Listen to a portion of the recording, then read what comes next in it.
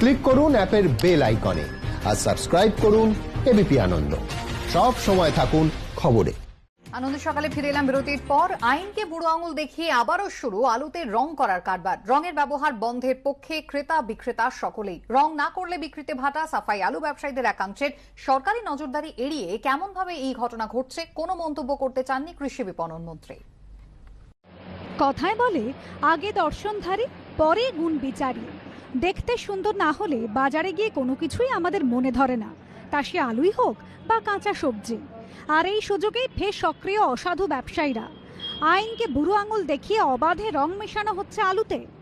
Cold স্টোরেজে দীর্ঘদিন থাকার পর বেরোনো আলু দেখতে ফ্যাকাশে লাগে, সেই ফ্যাকাশে আলুতেই ছড়িয়ে দেওয়া হয় রং। তাতেই আলুর মেকওভার। রং মাখানোর পর হাওয়ায় শুকনো করে ঝাড়াই বাছাই পর্বের পর বস্তাবন্দি আলু চলে আসে বাজারে। সেই আলুই আমরা টাটকা ভেবে খুশি মনে কিনে আনি বাড়িতে। আলু রং বলতে এলামাটি আর ইটের গুঁড়ো।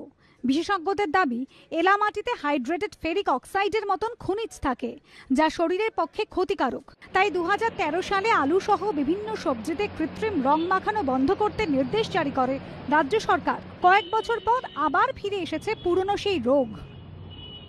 আমাদের জাতীয় চরিত্র হলো যে আইন মানব না। যেই একটা আইন আসবে আগেই দেখবো যে কোন ফাঁক দিয়ে বেরিয়ে যাওয়া যায়। কিছু করার নেই, কোনো সরকার কিছু করতে পারবে না। আমরা চাই যে রংটা বন্ধ হয়ে যায়। রং আমরা সমর্থন করি না, কারণ হলো কি রঙে আমাদের ক্ষতি করে, সব দিক দিয়ে ক্ষতি করছে। এই রংটা না দেওয়াটাই ভালো। যদিও রং মেশানোর পক্ষে যুক্তি সাজিয়েছেন ব্যবসায়ীদের একাংশ। যখনই আমরা এই মাটি লাগানো বন্ধ করছি তখন ইউপি বাজারটা বেশি করে ধরে নিচ্ছে। আমাদের যে বাজারগুলোতে আলু যেত সেগুলো ইউপি ধরে নিচ্ছিল, যার ফলে আমাদের রাজ্যে আলু বিক্রিটা খুব মন্দা হয়ে যাচ্ছিল এবং এতে আমাদের ব্যবসায়ী এবং চাষিরাও বহুতভাবে ক্ষতি হচ্ছিল। প্রশাসনের নজরদারি এড়িয়ে কিভাবে ঘটছে এমন ঘটনা?